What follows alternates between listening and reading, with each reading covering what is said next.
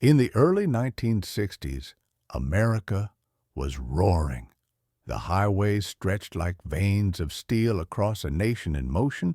Gas was cheap, dreams were bigger, and the open road had become the new frontier. But for the American car industry, something was changing.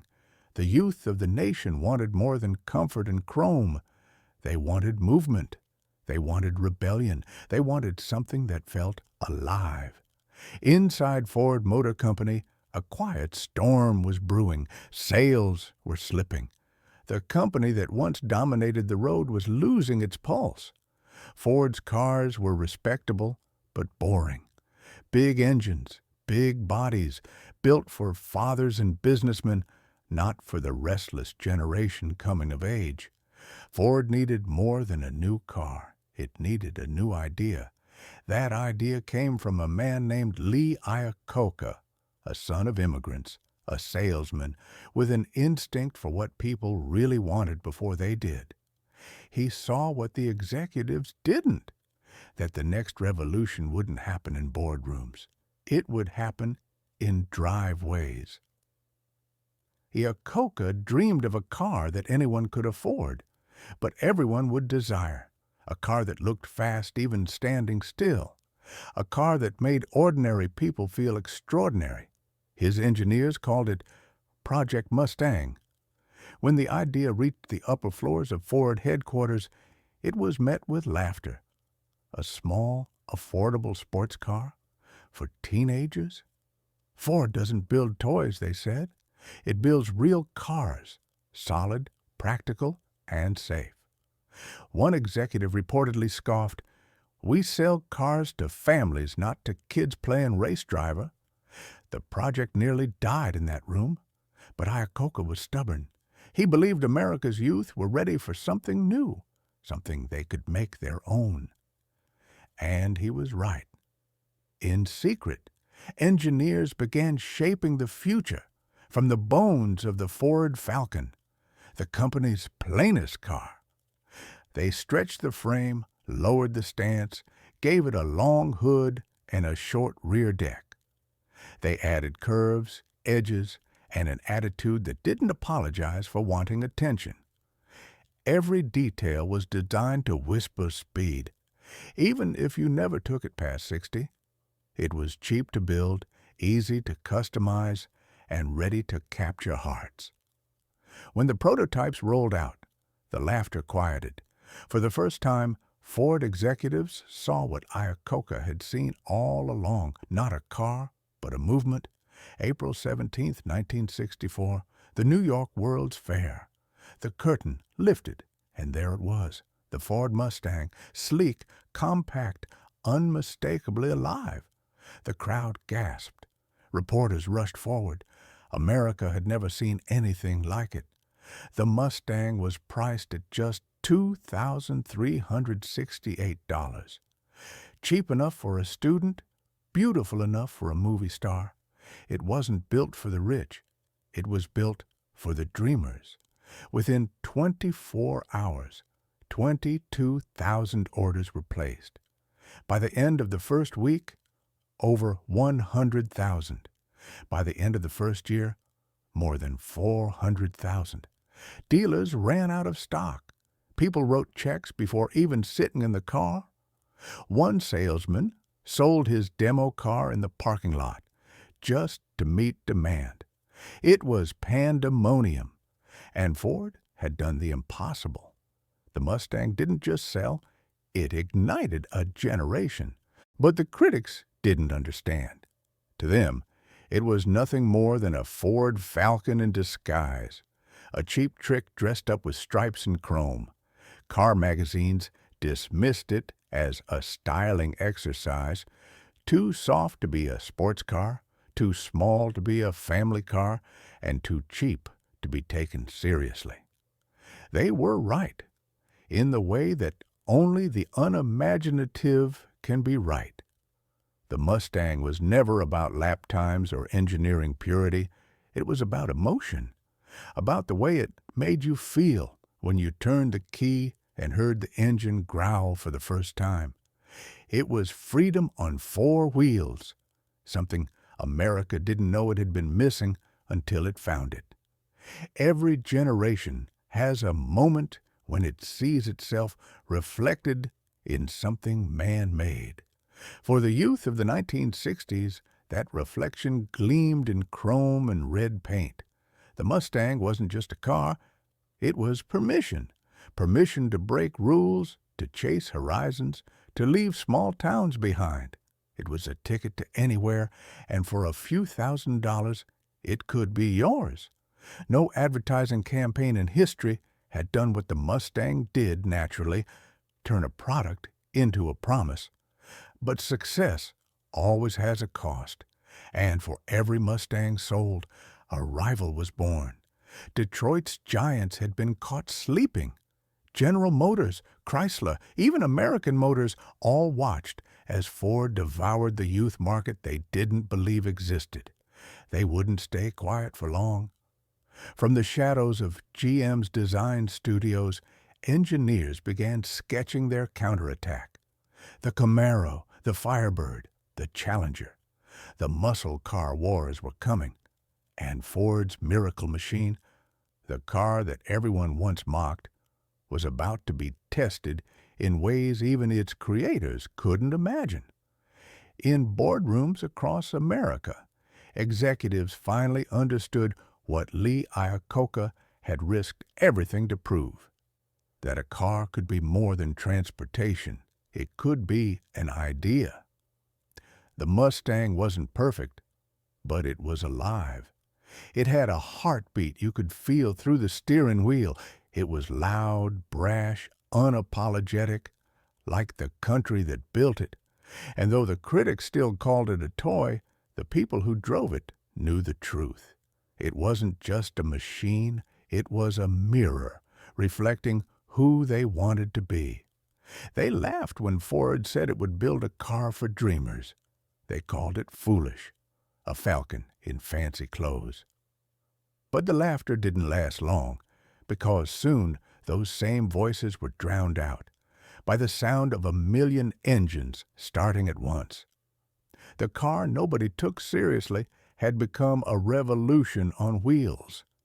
And as the sun set on 1964, the world realized something profound. Ford hadn't just built a car, it had built a generation. By 1965, America had fallen in love.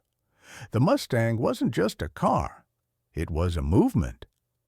From the beaches of California to the avenues of New York, people didn't just drive the Mustang, they wore it, sang about it, lived it. It was the first car that didn't belong to a generation. It created one. It appeared in songs, movies, and posters on every bedroom wall. In just 2 years, Ford sold over 1,000,000 Mustangs, faster than any car in history. Dealers couldn't keep up. Parents bought them for their kids, kids bought them for their parents. Everyone wanted one. But the Mustang's biggest impact wasn't in the numbers. It was in the message. It told people that style and power weren't just for the rich. That freedom wasn't a luxury. It was something you could park in your driveway. Before the Mustang, driving was transportation. After the Mustang, it became identity. Every rev of the engine said something about who you were and who you wanted to be. The 1960s were a restless decade. Young people questioned everything: politics, war, the future itself. They didn't want the life their parents had planned. They wanted something raw, real, alive. And the Mustang somehow captured that spirit. It wasn't a machine, it was a mirror.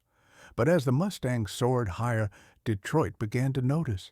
Chevrolet, Pontiac, Dodge, they all wanted a piece of Ford's thunder.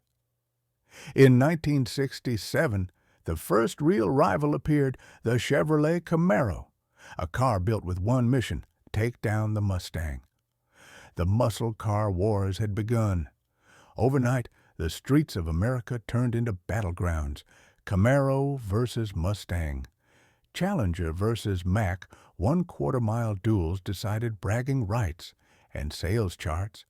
Each company built louder, faster, angrier machines. Every year, engines got bigger, horsepower climbed higher, and the roads grew wilder. Ford answered the challenge. They took the sleek, friendly Mustang and gave it muscles. The 1967 Mustang GT Fastback, longer, stronger, meaner. It was no longer the cheerful secretary's car. It was a statement of dominance. And then came the legend. In 1968, Hollywood made the Mustang immortal.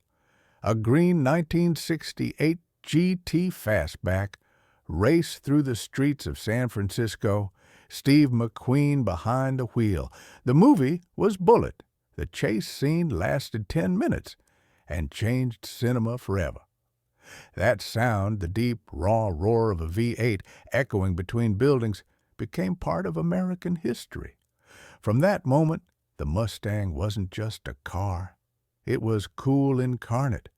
But even legends faced storms. By the early 1970s, the oil crisis hit.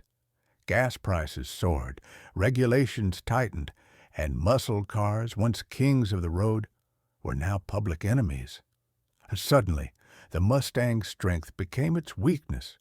Big engines were out. Efficiency was in. The Mustang had to change or die. 1974, the Mustang II arrived. Smaller, lighter, slower, built for a new world where performance was a luxury no one could afford. Critics called it the betrayal of a legend, but here's the truth. It saved the Mustang. While others disappeared, the Camaro, the Challenger, the Charger, the Mustang survived. It adapted, endured, and waited for the world to catch up again. Because true icons don't vanish. They evolve. They bend without breaking. The 1960s made the Mustang a star. The 1970s tested its soul. And in that struggle, the Mustang became something greater. Not just a symbol of freedom, but of persistence. A car that refused to be forgotten. They tried to kill the dream, but dreams that powerful don't die. They idle, waiting for the right road to roar again. The 1970s had ended, and America wasn't the same place anymore. The open road, once a symbol of freedom, was now a reminder of limits, speed limits, gas limits, dream limits. The Mustang had survived the storm, but it wasn't the same wild horse that once ruled the highways. It was smaller, softer, cautious, and though it carried the same name, something inside it had gone silent. The 1980s began with uncertainty. America's roads were crowded with imports, Toyotas, Hondas, Datsuns, cars that were efficient, reliable, and unromantic. They didn't roar. They hummed, and Ford was trapped between two worlds. On one side, a generation that still remembered the fire of the 60s, the rumble of V8 engines echoing across empty highways. On the other, a new generation that cared more about miles per gallon than miles per hour. The Mustang had to choose, and it nearly chose wrong. In the early 1980s, Ford made a decision that almost ended everything. They planned to replace the Mustang with a sleek, front-wheel drive car developed in partnership with Mazda. It was efficient. It was modern. It was everything the original Mustang wasn't. But then, something unexpected happened. Word leaked. Thousands of letters poured into Ford's offices. Fans begged, pleaded, demanded, "Don't take away our Mustang." They weren't just fighting for a car. They were fighting for a piece of themselves, for everything the Mustang had come to represent: freedom, rebellion, and identity. The pressure worked. Ford backed down. The new front-wheel drive car went to Mercury instead. renamed the Probe, and the Mustang stayed rear-wheel drive. The legend lived another day, but surviving wasn't enough. The Mustang had to matter again. It had to feel alive. And that's where the 1980s brought something unexpected: the Fox body. Built on a lightweight platform, the Fox Mustang brought performance back in its own scrappy way. It wasn't elegant, but it was fast. It became the choice of street racers, tuners, and dreamers who built power from passion, not price. The Mustang GT 5.0 became a legend on its own terms, a car that turned quiet suburbs into racetracks after midnight. For the first time in years, the Mustang had attitude again, and America noticed. The Mustang had gone underground, reborn not in boardrooms or ad campaigns, but in garages and back alleys. It wasn't about prestige, it was about pride. You could buy a used Fox body, tune it, and outrun cars 3 times the price. The Mustang had become what it was always meant to be: the people's performance car. But success, once again, came at a cost. By the early 1990s, times were changing. The economy slowed, emissions tightened, and new safety laws forced designs to grow heavier, more restrained. The raw mechanical connection that made driving thrilling was fading away, replaced by computers and caution. The Mustang was aging, the world was moving on, and then, in 1993, Ford made a bold move: the SVT Cobra, the last hurrah of the Fox body era. Smoother lines, sharper handling. The name Cobra whispered performance history, and it didn't disappoint. It wasn't the fastest car on the road, but it reminded people that Ford still knew how to make hearts race. The Mustang's pulse was weak, but it was still beating. And then came a new century, and with it, a new chance. By the early 2000s, nostalgia was everywhere.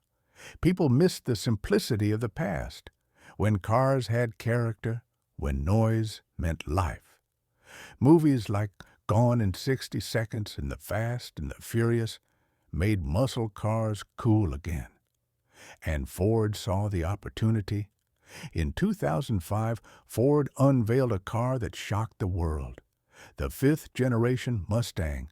Retro lines, muscular stance, twin round headlights. It looked like a memory brought back to life.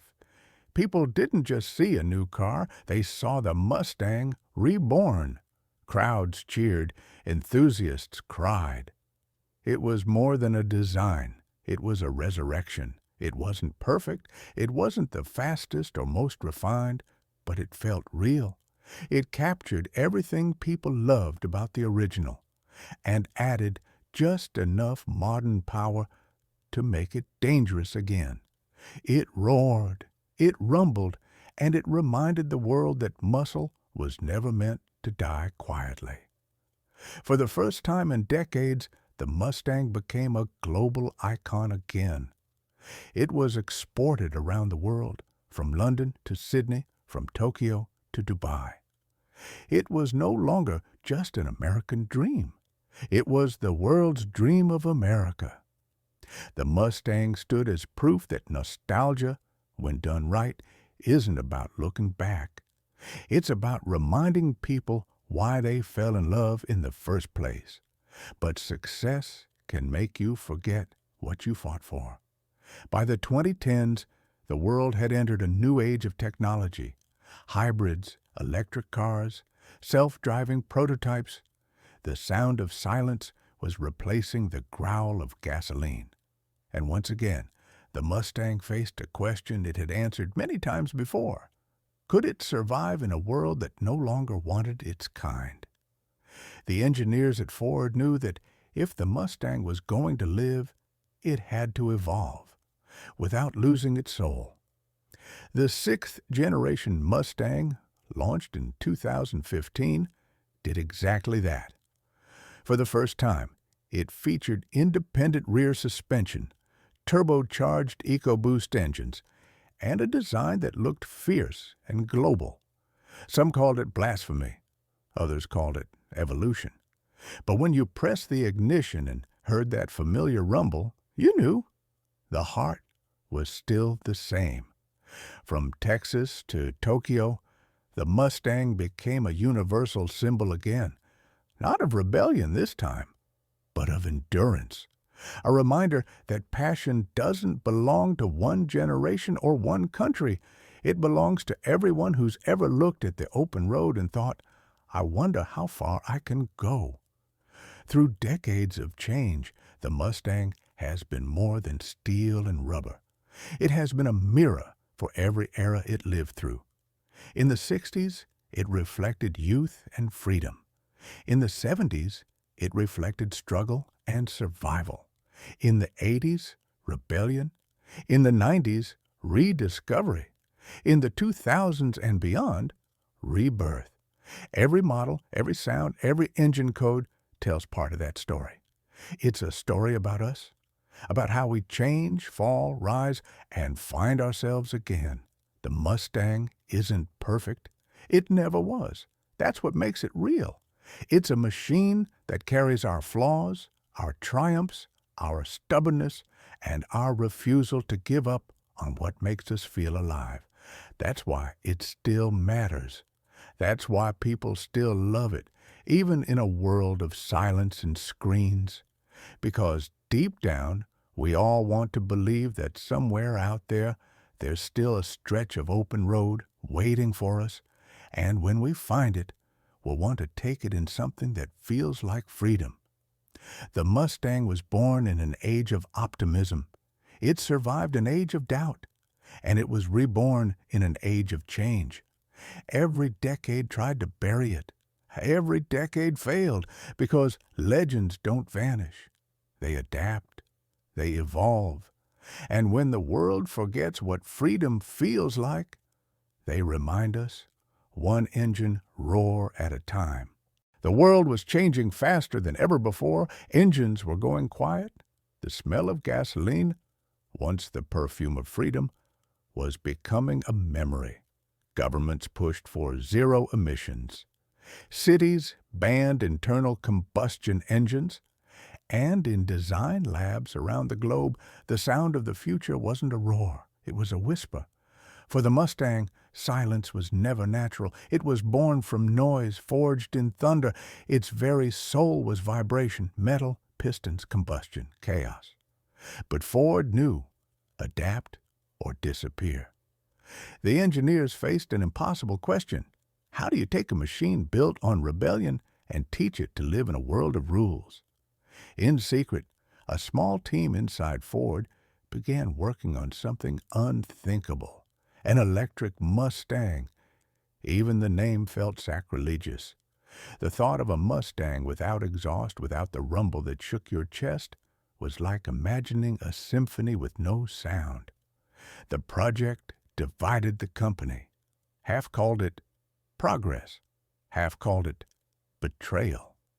But Ford pressed on because history had taught them one thing. Every time the world tried to bury the Mustang, it rose again, rebuilt from the very doubts that tried to destroy it. In 2019, under a sky of flashing cameras, Ford unveiled the Mustang Mach-E, an electric crossover, no rumble, no gears, a shape that defied tradition, and yet, on its nose, the galloping horse. To purists, it was blasphemy. A Mustang with 4 doors, electric motors, all-wheel drive. They said the legend was over, that the name had been sold to the future. But legends are not names, they're ideas, and ideas evolve. The Mach-E wasn't built to replace the Mustang. It was built to prove that the Mustang's spirit could live beyond fuel. Instant torque replaced the roar. Acceleration that could pin you to your seat without a single gear shift. It was different. Terrifyingly, beautifully different. For the first time, silence had speed. The backlash was loud. But Ford's engineers didn't answer with words. They answered with motion. The Mach-E GT could reach 60 miles per hour, faster than many classic V8 engines ever dreamed. It became a statement. Progress doesn't erase heritage, it redefines it. And somewhere inside its sleek electric heart, you could still feel the echo of that original wild horse chasing the horizon just as it had in 1964. Meanwhile, on the other side of the garage, Ford hadn't forgotten the loyalists. The GT350 and GT500 roared like beasts from another age, supercharged engines, manual gearboxes, the last of the purebred V8 gladiators. They were a farewell, a salute to everything that made the Mustang a legend. And yet alongside them, the silent Mach-E represented what was coming next. The two stood together, thunder and lightning, one roaring, one humming, both wearing the same badge. Every generation must answer the same question. What does freedom look like now? For the baby boomers, it was a fast car and an open highway. For millennials, it was technology and connection. For Gen Z, maybe it's sustainability, a world where power doesn't have to pollute. And so the Mustang found itself at a crossroads between nostalgia and necessity. Inside Ford's testing facilities, they began blending old and new, experimenting with sound synthesizers that could give electric motors a voice, suspension systems that mimicked the feel of a gas-powered car, and interfaces that responded like analog gauges. They weren't building a car anymore. They were trying to build an emotion, because the truth was simple. A Mustang that doesn't make you feel something isn't a Mustang at all. The more things changed, the more people remembered what they missed. Car meets filled with classic fastbacks, young people restoring 1960s models with modern parts, the past and the future meeting in the same garage. That's when Ford realized the Mustang's future isn't about choosing between electric or gasoline.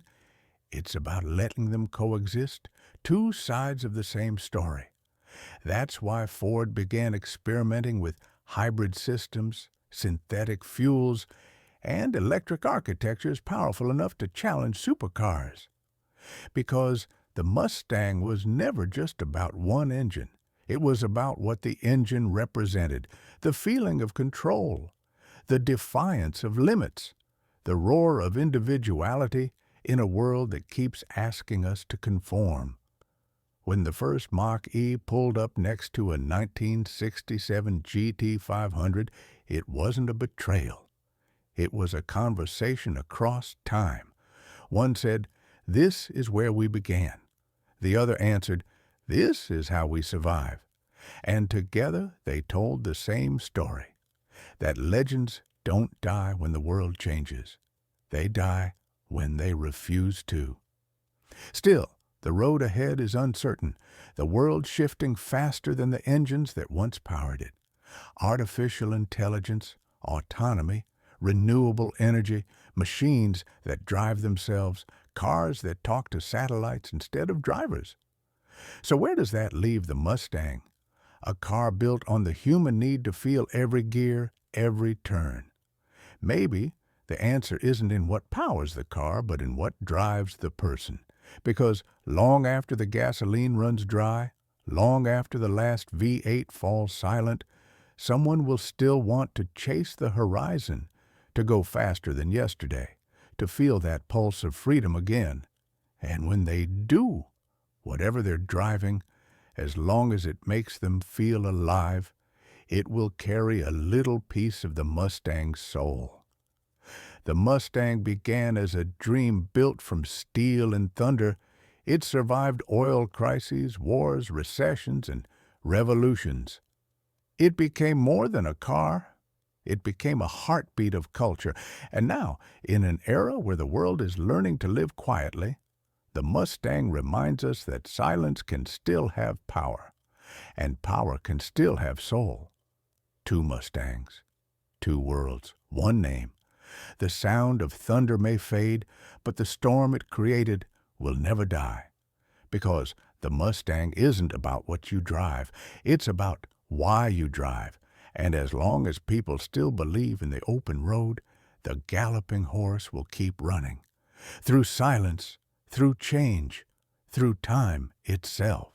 By the time the 1980s dawned, the Ford Mustang was no longer just a car. It was a survivor, bruised, battered, but unbroken. It had seen America through oil shocks, recessions, and changing tastes. But now, a new storm was coming. One made not of fuel crises or emissions, but of identity. Who was the Mustang, really? A muscle car, a sports car, a family coupe?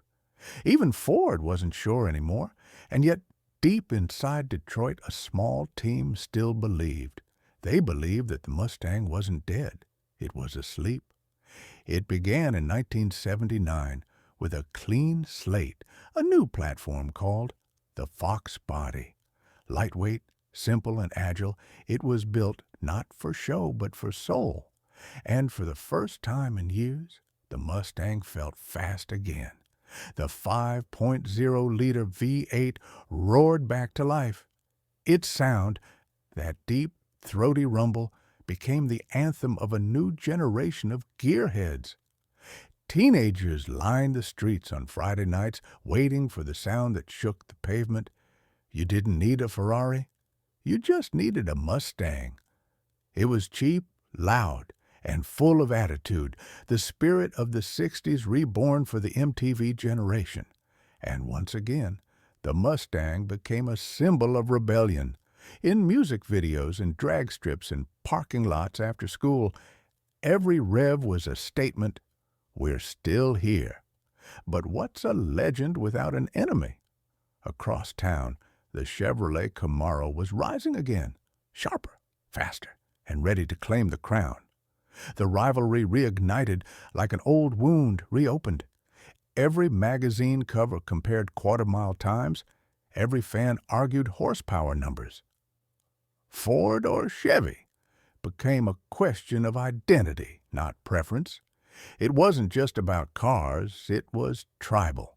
Ford engineers worked late nights, testing, tweaking, and tuning.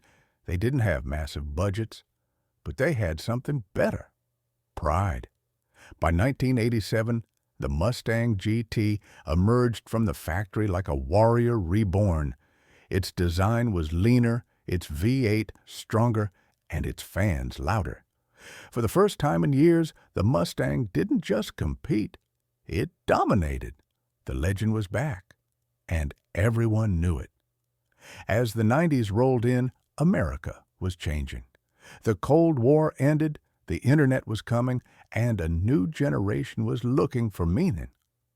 The Mustang found its place not in museums or nostalgia shows, but in movies, music, and video games. In Gone in 60 Seconds, the silver 1967 Shelby GT 500, known as Eleanor, became immortal. In Need for Speed, kids around the world raced virtual Mustangs long before they could drive one in real life.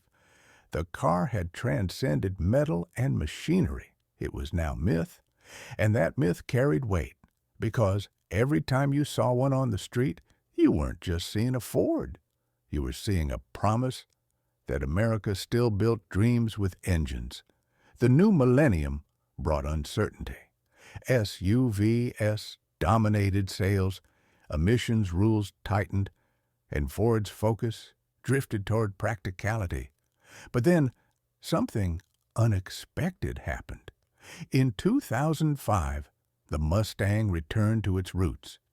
The new design wasn't futuristic. It was faithful. It looked back to 1965 and said, "Remember me?" With bold lines, round headlights, and a fastback silhouette, it felt like meeting an old friend who hadn't aged a day. The engine wasn't just tuned, it was revived. And for many, Stepping into that car felt like stepping back into a dream they thought they'd lost. But it wasn't just nostalgia. It was a statement that even in an age of touchscreens and hybrids, emotion still mattered. Ford engineers poured heart into every curve, every note of the exhaust, every stitch of the seat. The Mustang wasn't trying to be perfect. It was trying to be alive. It didn't care about being the quietest or most efficient. It cared about the feeling, that instant when you press the start button and the world around you disappears into a single roar. When your heartbeat syncs with the engine's rhythm, when a driving isn't transportation, it's translation of soul, of passion, of freedom. Then came a shocking turn. For the first time ever, the Mustang was going global. In 2015, Ford decided it was time for the world to experience what America had been keeping to itself. From London to Tokyo, from Sydney to Dubai, the Mustang became a global ambassador of speed and spirit. And guess what? People everywhere understood it, because freedom has no translation. That sound, that deep V8 growl, meant the same thing in every language. The Mustang became more than a car again. It was an idea, a bridge between generations and continents. But as the world marched toward the future, the Mustang faced its most controversial transformation yet, the Mustang Mach-E. An electric SUV wearing the most sacred badge in Ford's history. Fans were furious. How could they do this, they asked.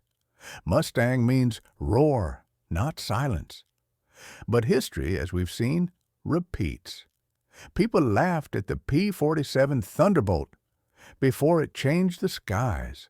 They mocked the first Mustang before it changed the roads. And maybe, just maybe, they'd misunderstand this one too. Because the Mach-E wasn't replacing the Mustang. It was expanding it, taking the spirit of innovation that once defied convention and carrying it into a new era. It was proof that the Mustang's essence was never about fuel or horsepower. It was about freedom. And freedom evolves. From 1964 to today, the Mustang has lived 1,000 lives. It's been loved, hated, feared, and worshipped. It's been fast and flawed, loud and legendary. But through every decade, one truth has remained unshaken. The Mustang's not just a car. It's a mirror of America's confidence, its chaos, its creativity, of a nation that dares to dream, to fail, and to try again. Because when you see a Mustang roaring down the highway, you're not just seeing horsepower. You're seeing hope, painted in chrome and fire. And as long as someone, somewhere, presses that start button with a smile, the legend of the Mustang will never die. They say machines don't have souls, that they are cold, mechanical, and lifeless. But if that's true, then how do you explain this? How do you explain a car that made men cry the first time they heard it roar? A car that survived 6 decades of change, through wars, crises, recessions, and revolutions, yet still feels alive every time it breathes fire through its exhaust? The truth is, the Mustang is not a machine. It's an idea, a symbol, a piece of humanity molded into steel and sound.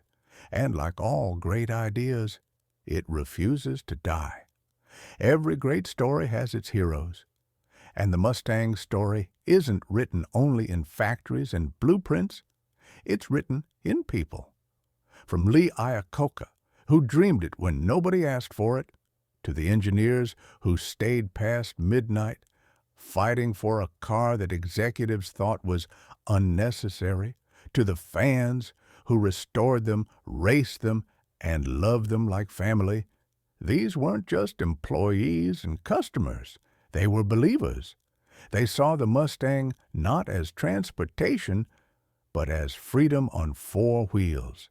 They understood something deeper, that cars could be poetry, that horsepower could be hope, that a roaring V8 could sound like courage.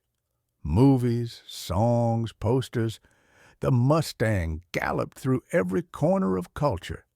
It raced through Steve McQueen's Bullitt, its engine note echoing through the streets of San Francisco, a sound so iconic it became cinema's heartbeat.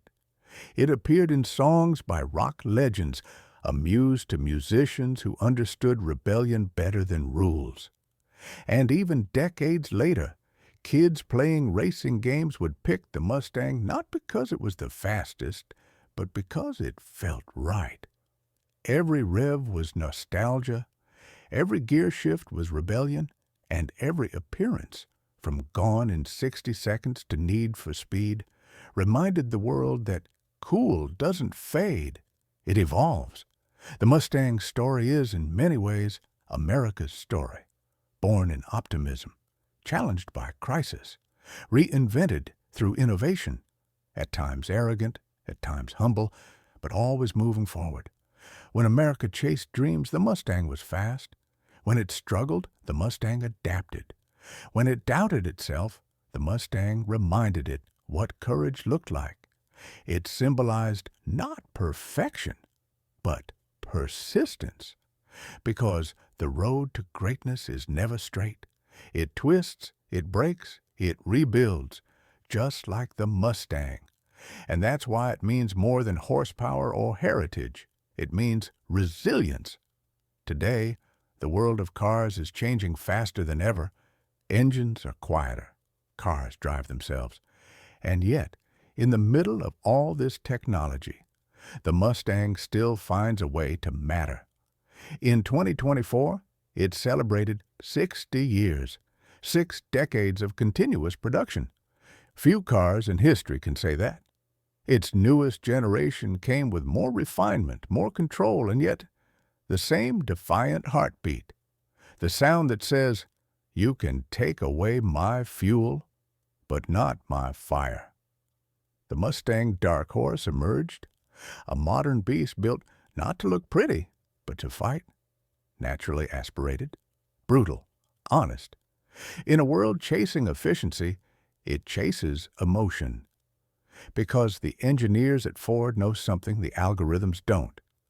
People don't fall in love with perfection, they fall in love with character. Then came the electric revolution, and the world split in two. Some said, the Mach-E isn't a real Mustang. Others said, it's the future. Deal with it. But both were missing the point. The Mustang has always been about change. When it launched in 1964, it defied Detroit's rulebook. When the oil crisis hit, it reinvented itself. When rivals faded, it stood tall. Every decade, it found a new way to say the same thing. Freedom. So maybe the Mach-E doesn't roar. Maybe it whispers. But that whisper still carries the same message. Go wherever your heart wants, without apology. Because Mustang isn't a sound, it's a feeling. Visit any car show anywhere in the world and you'll find them. Old Mustangs with cracked paint and new ones shining like lightning.